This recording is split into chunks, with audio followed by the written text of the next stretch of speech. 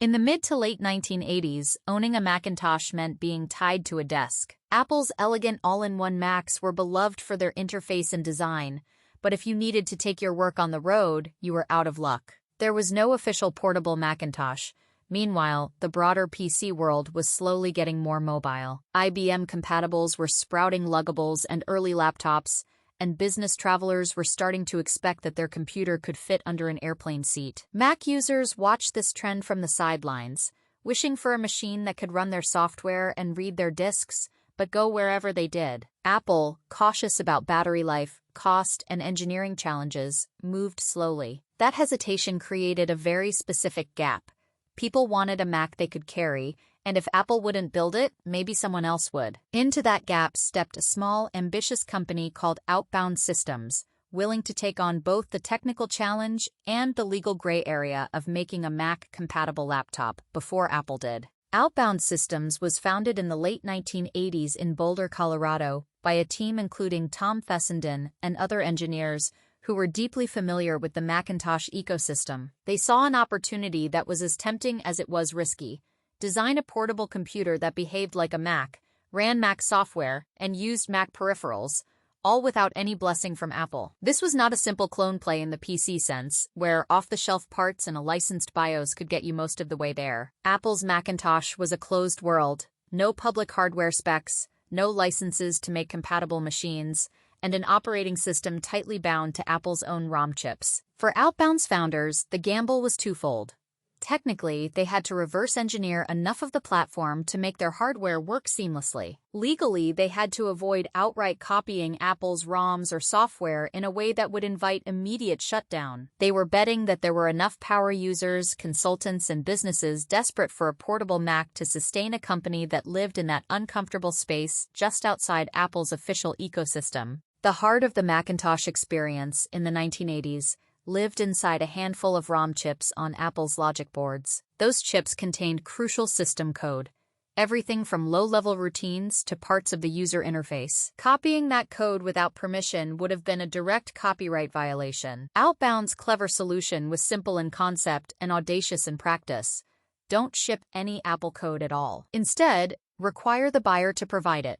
When you bought an Outbound laptop, you also needed to own a compatible Macintosh. Part of the setup involved physically removing the ROM chips from your Mac, often a compact model like a Macintosh Plus or SE, and installing them into a special ROM module for the Outbound machine. Once transplanted, the Outbound could boot the genuine Mac system code from your legally purchased ROMs, which stayed with you even though they now lived in a different box. This arrangement sat in a legal gray zone.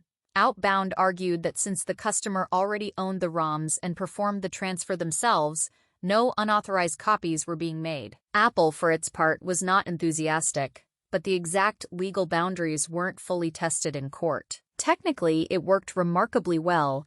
To the operating system and software, the Outbound looked like a Macintosh, even though the surrounding hardware was entirely custom. Outbound's first machine, introduced in 1989, took a very different approach to portable Macintosh computing than Apple. While the Macintosh Portable weighed over 15 pounds, the Outbound was significantly lighter and more compact. Instead of a clamshell, it featured a distinctive folding display that closed over the keyboard, giving it a look unlike virtually any other Macintosh-compatible portable of the era. Its monochrome LCD was well-suited for word processing and spreadsheets on the go, and beneath the keyboard sat Outbound's unique IsoPoint trackbar pointing device. Powered by a 15 MHz Motorola 68000 processor, it often outperformed the Macintosh Plus and SE models whose ROMs it used, often selling for much less than Apple's Portable. Especially if you already owned a donor Mac, it became an attractive option for users who valued portability and didn't mind supplying their own ROMs. The audience for Outbound's laptops was never going to be the casual home user. These were machines aimed at consultants, writers, developers, and businesses that had already standardized on the Mac but needed mobility before Apple could deliver a practical solution. Reviews at the time tended to praise the Outbound's portability and clever engineering, even as they noted its quirks. Having to sacrifice a perfectly good desktop Mac for its ROMs was a big psychological and financial hurdle. Some buyers picked up used compact Macs just to serve as donors, effectively turning them into organ banks for their laptops. Mac enthusiasts appreciated that. Once the ROMs were installed, software compatibility was excellent. Applications believed they were running on a genuine Macintosh. At the same time, the transplant requirement limited Outbound's reach. Retail sales were tricky when the setup involved opening up another company's computer with a screwdriver. It also signaled that this was a machine for tinkerers and professionals, not a simple appliance. That mix of ingenuity and inconvenience created a niche appeal, small but passionate, with customers who felt they were in on a clever workaround that most of the market didn't even know existed. Outbound's window of opportunity was always going to be narrow, and Apple soon began to close it. Apple's first Macintosh Portable, released around the same time as the early Outbound systems, was technically impressive but commercially awkward, heavy, expensive, and more luggable than laptop. Still, it signaled that Apple was finally taking mobility seriously. The real turning point came in 1991 with the first PowerBooks. These machines redefined the laptop form factor with a more compact design, palm rests, and integrated pointing devices in front of the keyboard. For many Mac users, the question shifted from "how can I get a portable Mac at all?" to "which official Apple portable should I buy?"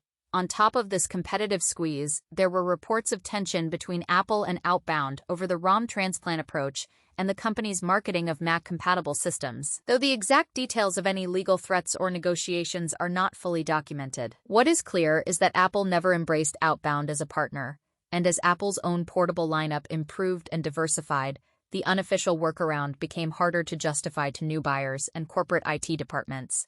As the early 1990s progressed, Outbound tried to adapt. The company expanded its lineup with docking stations and desktop-style systems that still relied on ROMs from donor Macs, and it worked to keep pace with Apple's rapid hardware updates, but the fundamentals of the business were stacked against them. Every new Macintosh model Apple released changed the baseline for compatibility, forcing Outbound to redesign or at least revalidate its hardware. The ROM transplant requirement continued to limit mainstream appeal, and as used Macs got cheaper and PowerBooks became more common, the cost advantage of an Outbound system eroded. Precise sales figures are hard to pin down, but it's clear the company never reached the scale needed to comfortably fund ongoing R&D, marketing, and support in a market controlled by Apple. By the early to mid-1990s, Outbound's momentum had stalled, and the company eventually shut down operations. For most Mac users, the name faded into obscurity just as Apple's own portable line matured into a core part of the brand. Although Outbound Systems disappeared before the mid-1990s Mac clone boom, its story foreshadowed many of the tensions that would later emerge when Apple briefly licensed the Mac OS to official clone makers. Outbound proved that there was real demand for alternative Mac hardware, machines that were lighter, cheaper, or more flexible than Apple's own designs. It also showed how fragile that position could be when you depended on Apple's software and ecosystem without having a seat at the table. Collectors and vintage computing enthusiasts now prize Outbound laptops as rare examples of this early, semi-underground Mac clone era. Their distinctive designs, the odd ritual of harvesting ROMs from donor Macs, and their place in the evolution of laptop ergonomics make them historically interesting, well beyond their modest sales. In a broader sense, Outbound stands as a case study in what happens when inventive hardware makers collide with closed platforms. They found a loophole, built a beloved niche product, and briefly outdesigned the platform owner, only to be swept aside once that owner committed its full weight to the same market. In the long arc of computing history, that pattern has repeated again and again. But for a few brief years around 1990, Outbound Systems wrote one of the Macintosh world's most creative and daring chapters. Outbound's rise and fall sits at the intersection of engineering ingenuity and platform control. In the space left open by Apple's hesitation, a small Colorado startup built a lightweight, genuinely portable Macintosh experience from spare parts and courage, bending the rules without quite breaking them. Their machines never became mainstream, and the legal and commercial realities of the Mac ecosystem ultimately pushed them out. Yet, their story echoes through later attempts to open up closed platforms, from unofficial game consoles and smartphones to Hackintosh PCs. When a single company owns the keys to a software ecosystem, outsiders have to choose between playing by strict rules or finding creative, sometimes precarious workarounds. Outbound chose the latter, and for a short time, they gave Mac users something Apple wouldn't or couldn't: a practical laptop you could slip into a bag and take into the world. That brief, bright moment is why, decades later, the name Outbound still sparks curiosity among those who care about how personal computing might have evolved if daring hardware tinkerers had been given a little more room to run.